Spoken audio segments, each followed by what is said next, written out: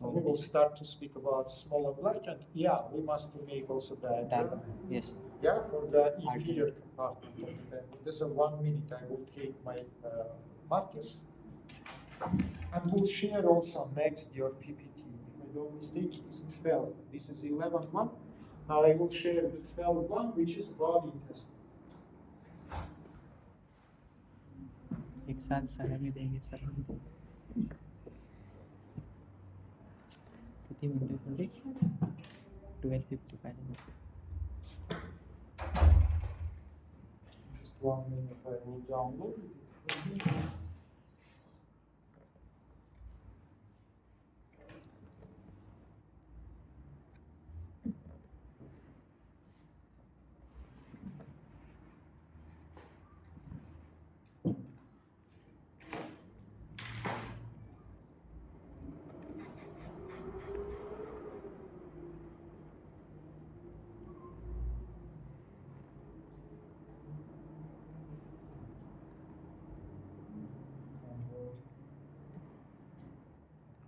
What to do? Okay. आगे 7 times is necessary. 7 times. But it's not my account. Reshma. Sign out. Sign out. Sound down. This one? Yes. Yeah. I don't understand. Continue. Wait once again. But I use my account. I don't know why it doesn't accept it.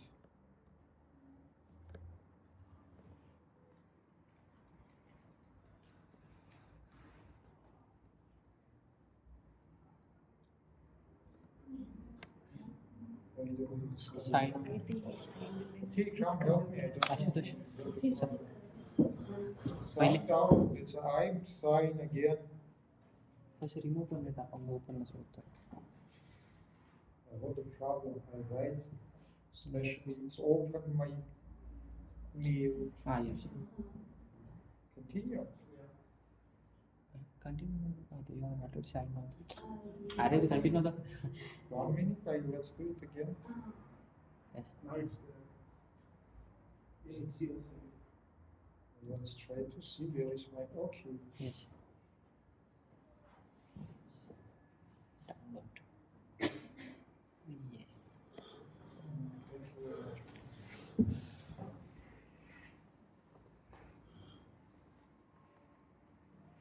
I'll attract your attention, please, into the slides. Don't write, please, anything.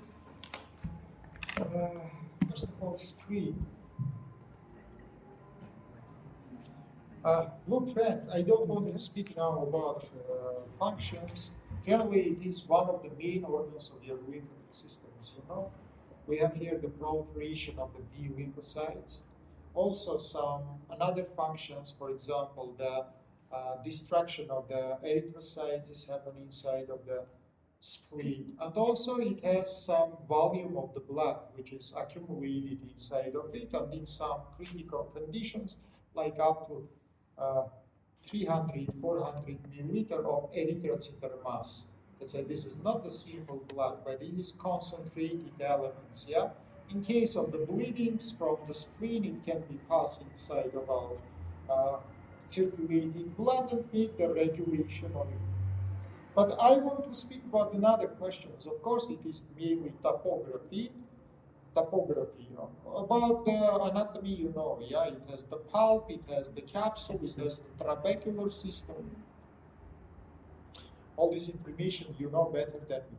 Now let's speak about its topography. Number one, place of location, as you can see, peritoneal cavity. It is uppermost left part of the peritoneal cavity.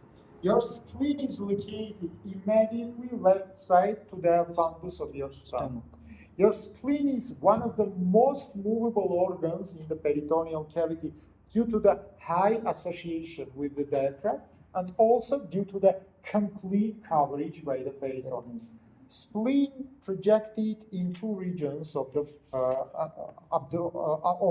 body. First of all, it is anterior inferior left thorax, and second, it is the left hypochondrial region. Axis of your spleen projected from the level of the 9 up to the level of 11, 12 ribs, vertical line, between anterior and middle axillary lines, approximately here. What does it mean, guys? Look, position of your spleen can be changed approximately among the 3 ribs due to the action of your respiration.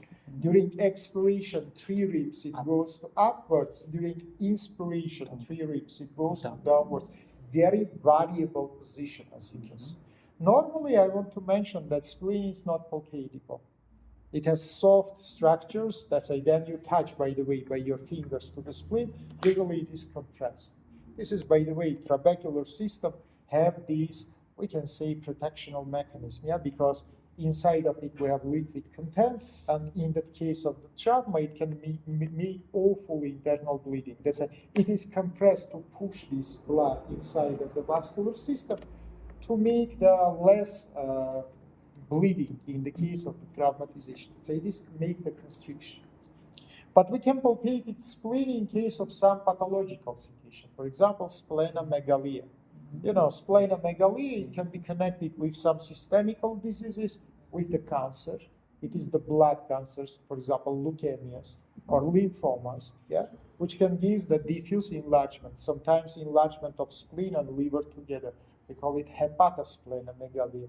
In that case, of course, it will be possible to palpate the spleen. How we do it? Usually, we put our fingers in the left hypochondric region, yeah, and we use the act of the respiration for the performance of this palpation. Usually, during expiration, you inserted your fingers, and during inspiration, then the diaphragm descended to down together with the spleen. You try to feel the attachment to the tip of your fingers, yeah? Then it is enlarged, it is possible. Again, I tell. That's why we understand projection, homotopy. Now let's speak about its coverage by the peritoneum. Spleen, as I told you before, is intraperitoneal. Except the hilum of the spleen, which you see here. All in a, by the way, it's not so big. Totally size of your spleen, it is from up to down, up to 12 centimeters. The width of your spleen up to 6 centimeters. The thickness of your spleen up to 3-4 centimeters. So this is not so bean-shaped for organ. It is convex to outside and concave to inside, towards the greater curvature of the stomach, fundus of the stomach. Okay, this is about its position. Then we speak about the coverage by peritoneum. Of course, we need to mention the ligaments of the spleen. Ligaments of the spleen is greatly visible in this picture. You can see that partly they come from up to downwards, you can see. Partly they come from right to the left side. And one ligament forms, it doesn't belong, by the way, to the spleen, it forms the chair. And let's name this ligament. Upper one, it is totally suspensor ligament. We call it phrenico-splenic ligament. Yeah. It is come up to the upper pole of the spleen, fused with this upper pole. No any vessels, no any nerves. Generally, this is suspensor ligament. One of the biggest ligaments, guys, come from the upper right side. That is the gastrosplenic ligament. Very important nutritional ligament. As you remember, inside of this ligament, we have short gastric vessels from splenic artery and left gastroepiploic artery, which is passed along the greater curvature. Anyway, part of this ligament continues towards the transverse colon. Why it's happened? Because in the same time, from the greater curvature of the stomach, we have the ligament which is passed to the transverse colon. We call it gastric. You think that the best my view it is view to your sleeping face? Go wash your face and come here. That's a part of this ligament which is related with the hilum of the spleen. We call that splenopolic ligament. But in reality, you must understand that this is the same gastrosplenic ligament, just continuation of it, yeah? And finally, last ligament, you can see, it is a ligament between tail of your pancreas and between the hilum, we call it pancreatosplenic ligament. So once again, let's make conclusion. From upwards, phrenico-splenic, from right side, gastrosplenic, phrenico-splenopolic ligament, and finally, pancreatosplenic. Last ligament, which I say form the, Like let's say, sustentaculum, or to say chair, or to say fixation, we call it phrenic ligament. It doesn't fuse with the spleen. It is connected, the diaphragm, with the left knee of the transverse column. It just fixated your spleen from the dislocation, yeah, for the sinking down. Very well. From these mentioned ligaments, by the way, only one is suspended, all another vascular ligaments, yeah? And the most important vascular ligament, it is pancreatic splenic. That is the main pathway, this is the main pathway for the passage of the splenic vessels. Now, look please here. In the level of your tail of the pancreas, you know, pancreas has head, body and tail. By the way, head and tail of the pancreas, it is flat structures. It means they have two surfaces, anterior and posterior. Body of pancreas, it is triangular, or let's say prismatic shaped structure. By the way, it is located not in such a way, but in that way. Let's say it has three margins, as you can see, superior, anterior, and inferior. And it has three surfaces, guys. It is superior, it is inferior, and it is posterior. We don't have posterior margin, but we have posterior surface. So remember it. Now, in the surface of body of the pancreas anteriorly, we have splenic vein. Along the superior margin and little backside, we have splenic artery. So, as you can see, vein is located anteriorly, artery located by upper margin and a little bit turned to the backwards. And along of the body of pancreas, as you know, it is the extraperitoneal structure. Yeah? Behind of the body of the pancreas, we have the aorta abdominalis. Aorta abdominalis above the pancreas gives the truncus coeliacus. Artery descended to down, come to the upper margin of the body of the pancreas. Along the upper margin, it is passed to the left side. Then finally enter inside of the pancreatosplenic ligament. That will be the gate, yeah, between retroperitoneal space and peritoneal cavity, yeah. And inside of this ligament, come up to the hilum of the spleen. Before come to the hilum, before enter inside of the spleen, it gives the short branches, which is directed to the gastrospleen. It gives the left gastroepiploid. And in the level of the pancreas, it gives the pancreatic branches, which is supply the body and supply the tail of your pancreas. About the vein. Vein is started from the spleen. It is passed along the anterior surface of your pancreas. It is collected pancreatic veins from the pancreas. Then it's collected short gastric veins and left gastroepiploid from the stomach region. And after this, it is continues to upwards and go to the posterior surface of the head of the pancreas. In the posterior surface of the head of the pancreas, it is connected with superior mesenteric, it is connected with inferior mesenteric. Together they form the portal vein, which is extended into the hepatoduodenal ligament and goes into the hilum of the liver. I think it's not hard. Innervation is same, sympathetical, parasympathetical. It is splanchnic nerves, which is come from plexus coeliacus.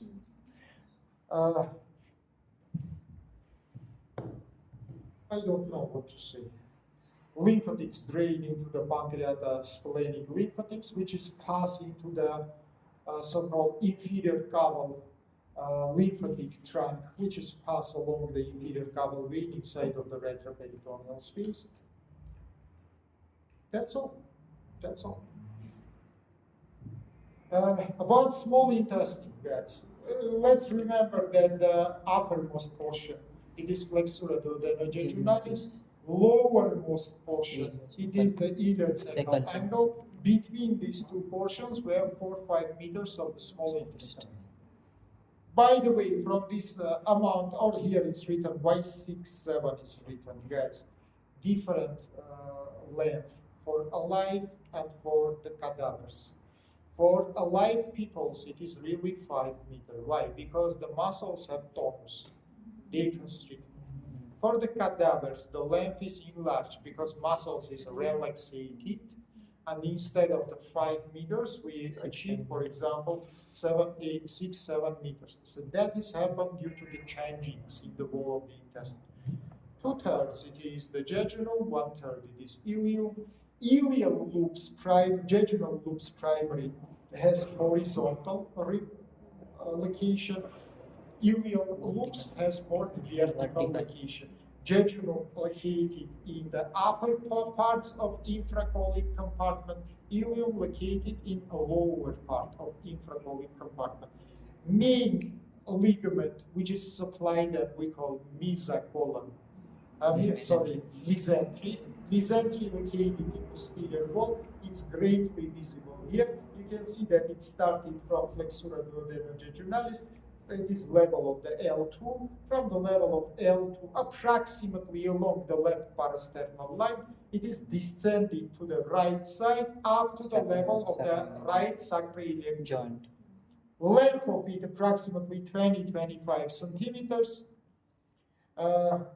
Length of the mesentery from up to down, and the length of mesentery from back to in front is different. What does it mean, length of mesentery from back to in front? It is its continuation up to the neighboring loop, yeah, because it must look onto the mesenteric margin. For example, she is jejunal, I am the posterior wall. Now, I will raise my hands from the posterior wall to the jejunal. Let's say this is one length. That is another length. For the length from back to in front, the longest part, it is middle part of the jejunum, approximately 25 centimeters. Look again, 25, approximately. It's a middle part of the jejunum will have the most movement. The more you will come to upwards and downwards, the shorter will become this ligament and less movable will be the intestinal loops. Yes. Is it understandable for you? So this is keep in your mind. Yeah, it is important when you make some resections or some other surgeries. If you work with movable structure, it is very easy. Then you work with fixed structure, it makes a lot of complication for your surgical performance. A little bit about anatomy, guys. I don't want to speak about layers, it's same, mucus, submucous, muscular cells. A little bit I want to mention about specificity of the arterial system. As you remember, superior mesenteric artery gives the jejunal ileal vessels approximately up to 15, 16. 2/3 go to the jejunal, 1/3 go to the ileal. They are located inside of this mesentery, root of mesentery. Root of mesentery, it is part of the mesentery in the place of its attachment to the posterior wall. Through the root of mesentery, vessels and nerves enter inside of the ligament. Then they come to the mesenteric margin. Here there are pars nuda because how my peritoneum covered here. I come from the posterior margin. Posterior margin has approximately 1 centimeter pars nuda, which doesn't cover. Then I surrounded him from both sides, from upwards and from downwards, and fusing the anterior surface. Anterior surface we call the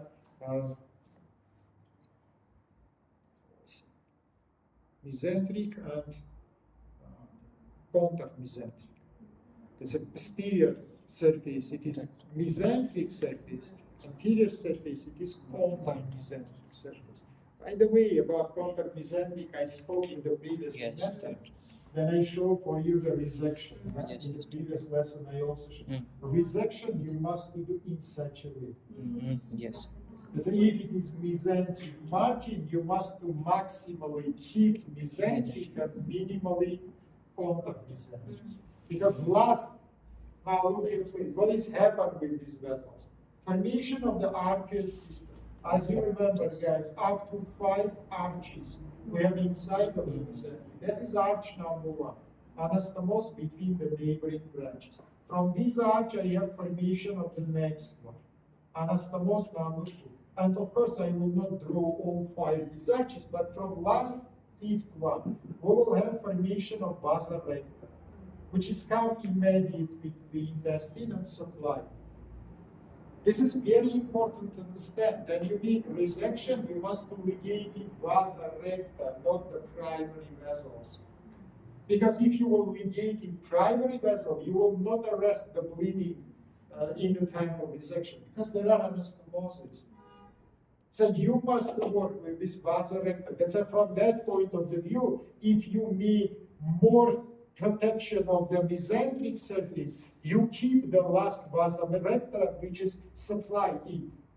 And conter-mesenteric surface will have absolutely complete normal supply.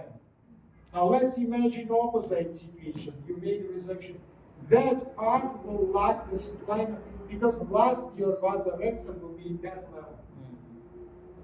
Is it understandable? How they supply? We will draw now together. This I write the name of the diagram. It is the supplement of the infracolic compartment. Supracolic one we finished last time. Now we will supply infracolic compartment. First of all, I need to draw the large intestine.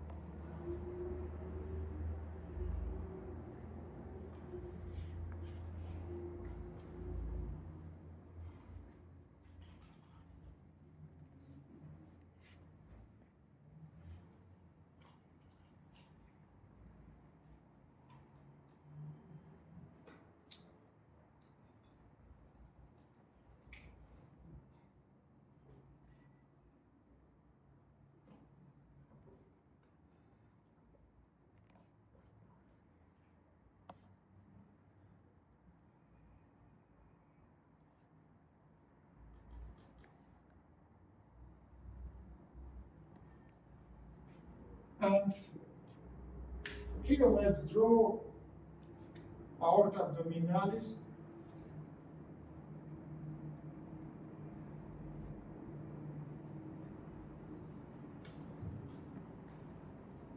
You can see I a little bit shifted from midline to the left side. Yeah, because you remember it doesn't pass strongly by midline. It's located a little bit to the left side. And in the level of L4, L5, I will split it into common iliacs.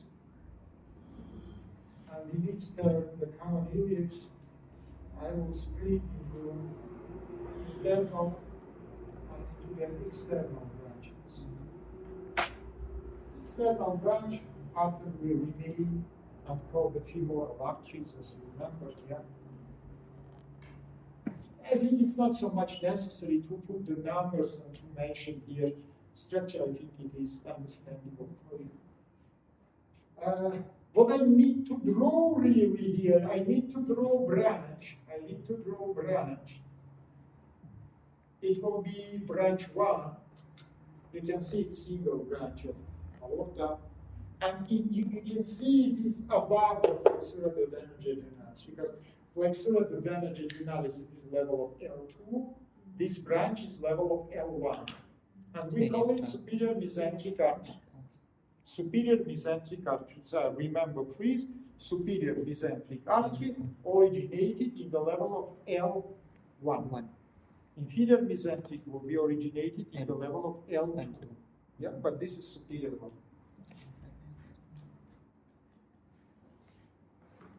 Of course, both these arteries located in retroperitoneal space. I think it is understandable and doesn't need to be proved. Now we need attention to this. By the way, I draw specially asymmetrically because you know that right knee is compressed down together with right knee. Yes. It's a left knee will be higher than the right knee. Here, all the intestinal parts, I think you can recognize. Cecum with the appendix, ascending colon, transverse colon, ascending sigma, and finally by midline we have the rectum. Okay, if it is understandable for you now, what should I do? First of all, one artery from the superior mesenteric, I will ascend it to up. You know it very well, it's not necessary now to mention it. It is inferior pancreatic. Yesterday we spoke about it. Yeah, it is supplied the head of the pancreas together with the duodenum, below papilla duodenum. After this, several branches, I will insert it into the mesentery. And through this mesentery, of course, I will provide them into the small intestine. I will not draw all of them, but several I will draw here. All of them together mentioned like artery, for example, A, and call them the jejunal and ileal vessels, arteries. Again, I want to say you that they form the arcuate system inside of the mesentery, which we draw several minutes before. Through this mesentery, they come to the jejunum, they come to the ileum, and they supply this part of the small intestine. Is it understandable for you guys? Very well. Next artery from retroperitoneal space, we come to the posterior surface of the lowest part of the standing colon. As you remember, your standing colon is mesoperitoneal. That's its back communicated with the retroperitoneal space. So it's reached, for example, my lumbar region, and from lumbar region descending to down to the standing colon with the cecum, with the appendix. Yeah, that's I will provide this artery towards the standing colon and will descend into down.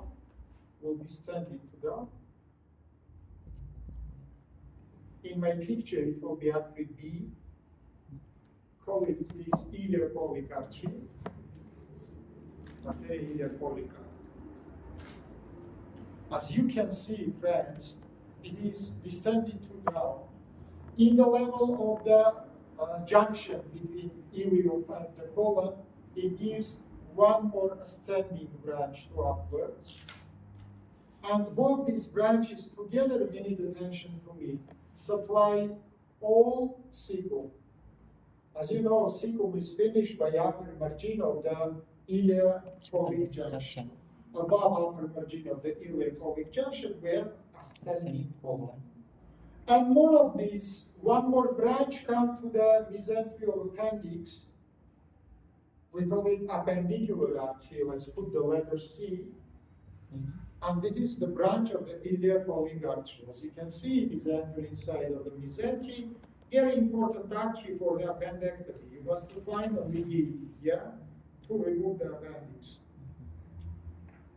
Once again, artery B, it is the iliacoelic artery. Keep in your mind, don't forget about it. It is very important.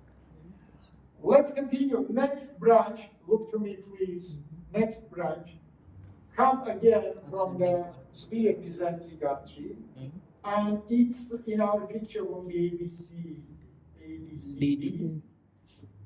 And call it, please, it is the arteria colica dextra, right colic artery, arteria colica dextra. I want to open for you pictures of this vascularization to show for you it's also. Okay, in the brackets, right, please. It is supply all ascending colon,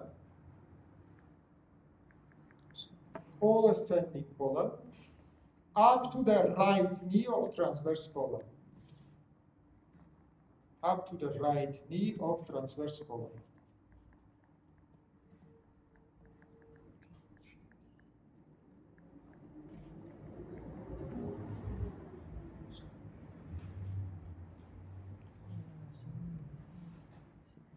Anyhow, I remember I put it,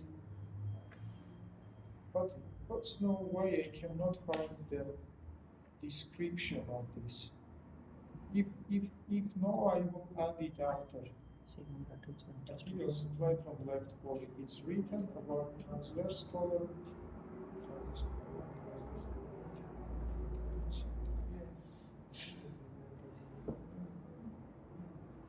I don't know. I forget to put it here. For you, arterial supply. I don't know why.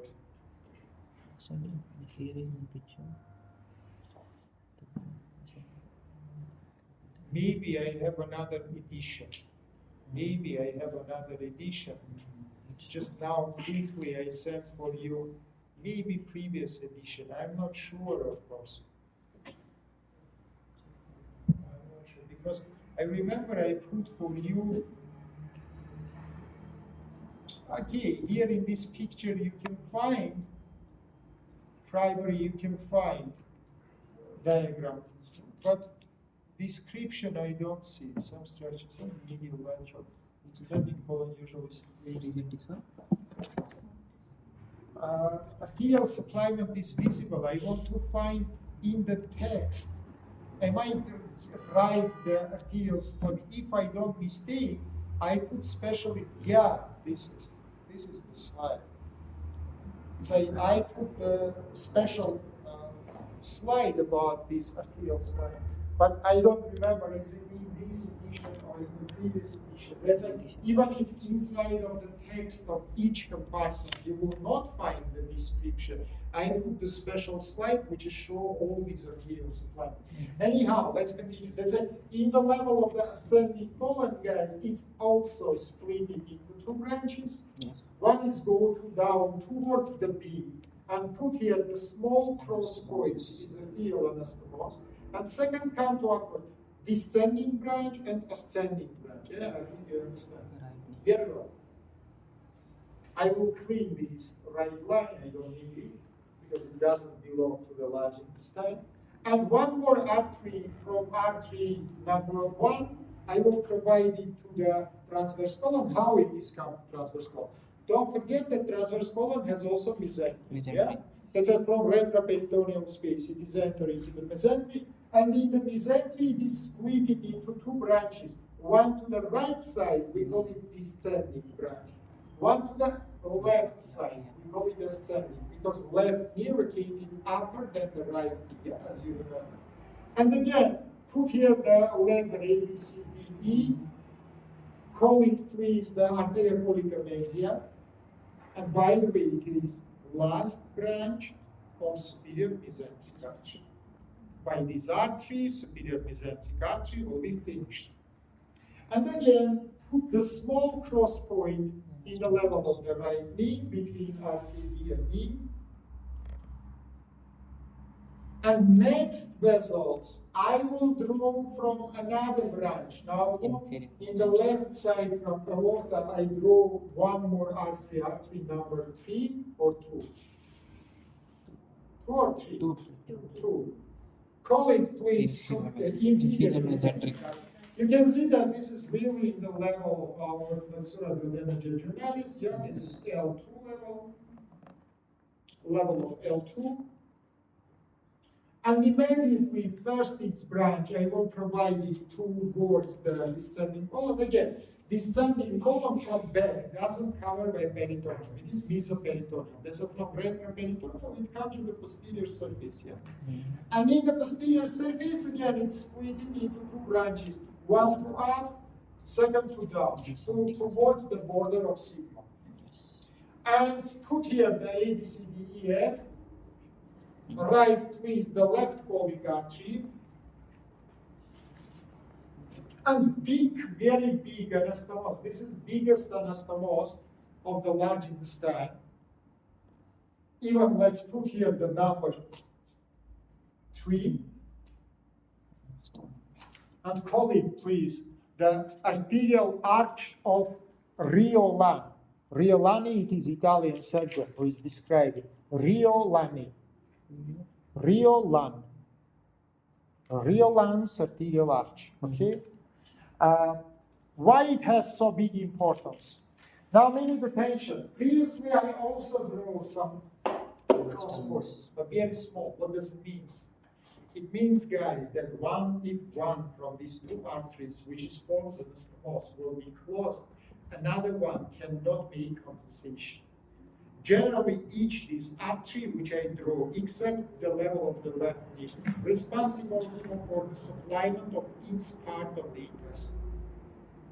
That is the cause why for the large intestine we cannot make small portional resections. In small intestine, it is possible because arterial arch is huge amount of. Here you make hemicolectomy. For example, if I ligated iliac colic artery, all cecum together with appendix should be removed. If I remove the right colic artery, all ascending colon should be removed. You understand me? Another artery will not be responsible to make compensation except left knee.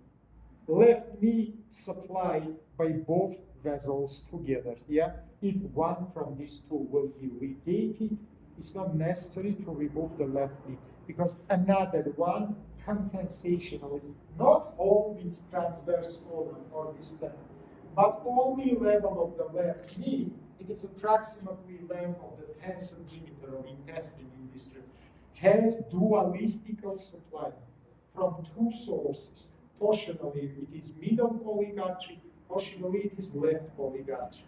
In another cases, we don't have it. Another arterial anastomosis, let's say, doesn't have practical meaning. Is it understandable for you? Very well, let's continue.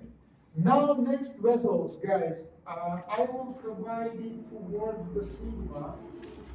And what is important, 3-4 arteries I draw here, and they forms 1 or 2 arterial arches. And through the mesentery of the sigmoid column, because if you remember, it is the intraperitoneal organ, yeah, with the mesentery, we call the mesosigma. They reach the mesentery again. Last vessels will be vasa recta, like in small intestine, yeah. They will come to the sigma and will supply the sigma. What it gives us from practical point, small resectional possibility. Yeah, you understand me? For example, I need to remove 1/3 of the sigma. I can do it simply by ligation, so it's vasa recta only. Main vessels is not ligated. That's another part of intestine doesn't lack the arterial supply. Comparing with the large intestine, you will see the huge difference. Is it understandable for you?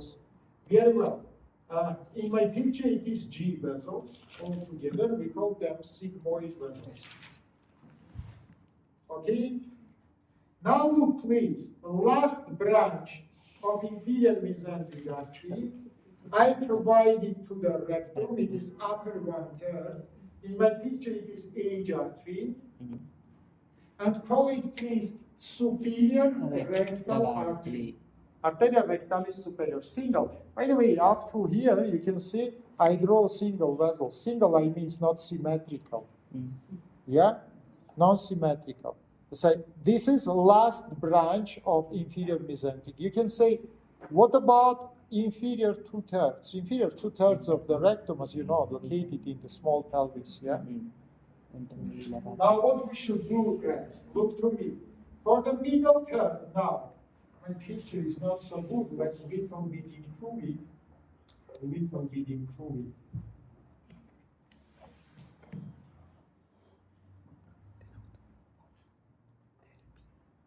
Super. It stands much more better. For the middle third, from internal iliac arteries, I will draw now double branches. Yes. Before this, we don't have symmetrical branches. Yeah. And in my picture, it will be I artery. Call it, please, middle rectal arteries. And you can see that it doesn't have any tension to inferior mesenteric. It is separated branches, which is originated from the internal iliac artery. In the lower third, guys, from internal iliac, draw one artery, and from that artery, draw the branch to the lower third. This descending artery in my picture will be artery number 4. Call it, please, internal pubertal artery. Arteria puberta interna. In the brackets, you can write, arteria puberta interna, supply the terminal parts of the rectum, and it supply the internal genitalia, region of the pelvic wall, but it also gives one ascending branch, J1, which we call inferior rectal artery. Inferior rectal artery. So you can see that rectum has 3 arteries for upper third from inferior mesenteric, Middle third immediately from pudenda interna, lower third, immediately Interiliac. from iliac interna, lower third from pudenda. Inter. Okay, arterial supplement is finished, but what about venous drain? Everything is simple, and I will attract your attention, friends, into this diagram. Into this diagram. 1 minute attention to me, everybody. According to the large intestine and small intestine up to the level of the rectum, everything is simple. If the artery comes from superior mesenteric, vein is drained into superior. If from inferior, drain into inferior. Both is belong to the system of portal vein.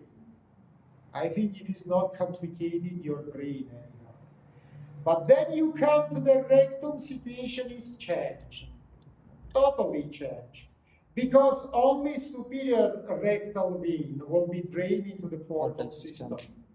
Middle and inferior rectal veins, as you can see, belong to the inferior caval venous system. Why? If arteries start from internal iliac, vein will be drained into internal iliac. Internal iliac vein with the external forms the inferior caval venous system. You can ask me, why it's important? Why it's so? Easily, because you don't have any absorption here, guys. No absorption, no necessity for detoxification. No necessity to go into the portal system. But it may possible formation of portocaval anastomosis. So between inferior and middle and superior, we will have the portocaval anastomosis, which will be presented in 3 layers. Submucous, submuscular, and subserous. And it will form huge anastomosis. By the way, I want to remind you about one disease which is called hemorrhoid. I want to say that primary hemorrhoid doesn't connect it with portal hypertension, but we have hemorrhoidal-like situations which can be associated with portal hypertension. For example, cirrhosis of the liver, which is give the enlargement of this portocaval anastomosis. Why? Because blood will not be able to go into the portal system, will be drained into the caval network, and will enlarge these anastomosis, which is the key here. Normally, hemorrhoid connected with another problem, sitting lifestyle, low physical activity. Yeah, because the more you will sit, the less will be drained the blood from your pelvis. The more it will stay inside of this vein, the more the veins will be enlarged. Finally, we will achieve inflammational problems. By the way, it's divided into internal hemorrhoid above the sphincter and external hemorrhoid below the sphincter. In the future, then you will study the surgical diseases, all these problems you will study, of course. That is my work, which I want. By the way, I write here the places of location of anastomosis. Let's say you can see that portocaval anastomosis we have in different places. Partly it is the wall, caput medusa, yes. Partly it is the cavities. For example, it is the esophageal anastomosis, because esophageal vessels drain into the caval venous system. Of course, you understand that no any absorption. No any absorption. Stomach veins, vice versa, drain into the portal system. That's in the cardial part of the stomach where formation of portal. Mainly it is submucous veins, which is located under the mucous membrane. Next one, you can see rectal one, which I mentioned before. In the level of the retroperitoneal space, splenorenal shunt. Between splenic veins and the left kidney veins, we have splenorenal shunt. Of course, kidney veins drain into the inferior caval vein, splenic veins drain into the portal vein. Let's say here we have splenorenal shunt, which is very important, and it's also portocaval anastomosis. Hepatic pseudo lesions is some. What does it mean? So liver make anastomosis with the kidney. You remember hepatorenal ligament, and from inside of hepatorenal ligament we have that anastomosis. What does it mean? Hepatic veins drain inside of the caval venous system. You will remember vena hepatica, but inside of hepatoduodenal ligament they form anastomosis with another veins. Yeah, Let's say kidney veins connected with the liver veins. Liver veins forms the anastomose with, for example, gastroduodenal veins, which is located in hepatoduodenal ligament and belongs to the caval portal system. So liver by itself belongs to the caval system. Very short hepatic veins. You remember from hilum drain immediately into the inferior caval vein. By the way, the most dangerous bleeding we have from these hepatic veins. No any access to them. The length of these veins, it is less than 1 centimeter. So it's not comfortable to come to ligate to do something in that. That's all, friends. But caval anastomosis, everything, you know. Questions? I think it's funny now to speak about intestinal structures and anything else. Everything is given here. You will see. Just only a little bit attract your attention into the appendix. Appendix by itself, it is protrusion of the cecum. It is process of the cecum. Appendix started from the fundus of the cecum. And appendix normally has so-called helminth position. What does it mean? It directed from up to down and from laterally to the medially. Usually it is reached the terminal line and just located in the surface of it, in the level of promontory.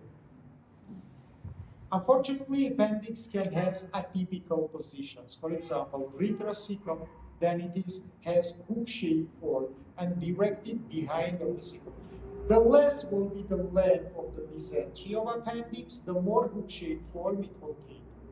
Now look, I touch my fingers to the tip of my second finger, and then I decrease the size of this mesentery. Appendix become to the hook form. Finally, it can be directed to upwards, can come to the right channel, can goes behind of cecum, even can be inside of the retroperitoneal space. All these possible appendix, naturally, it is intraperitoneal structure. Appendix has the mesentery. Inside of mesentery of appendix, we have appendicular artery, which is supplying. What is the most simple way to find appendix?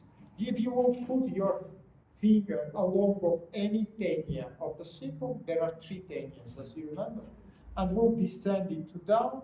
All these tenias in the base of appendix will be fused to each other. It's not problem to find the base of appendix. It's the problem to find the tip of it. Because as I say you, except typical position, we can have any possible atypical positions. Sometimes even we can have genetical pathology, which is called cecum mobile. Then ascending colon is not mesa, but it is intraperitoneal. Cecum stand mobile. In that situation, appendix can reach up to the inferior surface of liver. And for clinical signs can be very resembled to cholecystitis, inflammation of the gallbladder. Let's say, remember, please, if there are typical appendix position, it's very easy to make appendectomy. In the future, we will study what does it mean. I ligated appendicular artery inside of the mesentery. Then in the base of appendix, I apply ligature. 1 centimeter below the ligature, I apply arterial forceps. Between ligature and arterial forceps, I cut appendix and remove it. Stump of appendix will be approximately half of centimeter. What after this? Do you have, no, I need just a couple here. This is stump of appendix. Yeah, it is ligated. Content cannot come. But to be maximal protected, along of it, surround of it, I apply the purse string suture. Then my assistant push it inside of the ball, not in the cavity, in the ball. And I tie this purse string suture to separate it, this tip of appendix inside of the ball pocket. From the ball, I forms the pocket. Yes. I insert it not into cavity of cecum, but in the pocket of the ball. Why it's necessary, you can say me, because then I cut appendix, I open the mucous membrane. It can touch it and make infection. You can say it, okay, prepare it by the alcohol or something else. Much more better to close it completely from surrounding structures. Okay, that is so beautiful and great if you see all appendix. What can you do if only base of appendix is recognizable, tip no? In that case, guys, I make opposite surgery. Typical surgery we call anterograd. It means from tip to base. Hold your finger like this. And second one attached to no. Nobody will not see. You please come to me. Two your fingers touch to each other in that hand. In that hand. And turn it towards your students. Much more. Great. Now look everybody to me. Her first finger is appendix, second finger is mesentery. Between them we have the artery, which is supply. Now, this is typical position. Yeah, I see and base and tip of appendix together.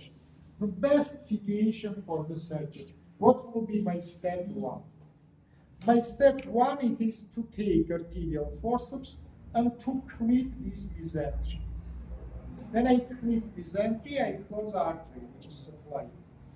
After this, I take the scissor and I cut this mesentery between my arterial forceps and wall of appendix. What after this? Cut it.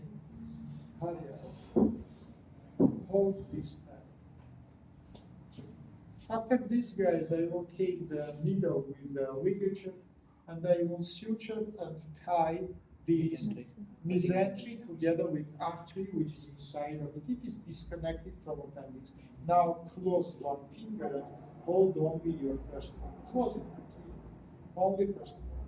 Now your appendix is, sit down, please, is not supply. Yes. It's not supply. What should I do now? In the base of this appendix, I will apply the ligature. I will ligate and close the lumen. Below ligature, I will apply arterial forceps to prevent passage of content after incision. Now, between arterial forceps and ligature, I will cut appendix and will remove it. Such kind of surgery we call anterograd. I start from down and go upwards. If it is possible, now close your first finger also. Totally. Thank you. Position number 2 is not so good. I see base of appendix, but I don't see tip of appendix. Tip is invisible. If tip is invisible, by step 1, I cannot clip the mesentery. Mesentery is not recognizable. Friend, don't close it from one. Little, yeah, your body little bit too accurate to see forever. Now, what should I do now? Absolutely opposite manipulation. I perforated this mesentery, and first of all, by this aperture, I find it avascular place. I inserted the ligature. I ligated base of appendix. Below ligature, I apply again arterial forceps. And by step number 1, I cut the base of appendix. Then of course, I cannot disconnect it, her fingers, but then I cut this base of appendix. I stand able to take arterial forceps and portion by portion apply it in the mesentery, now from base to the tip. I apply arterial forceps, I don't remove it, I cut the part of this mesentery. Then I ligated this portion. I apply next arterial forceps, I cut next portion of mesentery, and again ligated this one. You can say how much, thank you very much, dear, how to reach the tip. How to reach the tip. I don't know how fast I will reach this tip. Maybe I will need to make 4 ligation, maybe 5, maybe 10. I don't know. Comparable how long is the time. Such kind of surgery I would call retrograde. It's antero from down to up, retro from up to down. And it makes the huge complications because I will spend a lot of time. I can possibly enter into retroperitoneal space, which is dangerous, guys. Which is dangerous due to natural content. All another, guys, information, it is just the revision of your anatomy. Just apply attention into sympathy. What is in front, what is behind, what is above, what is below. That is more than easy. Generally, my congratulations. We finished to study topography of the peritoneal cavity. Logically, next week we can write our control. We write control and we go to the next topic. It is the surgeries of the peritoneal cavity. Questions? Let's check the attendance. Tell me the please. 7th October.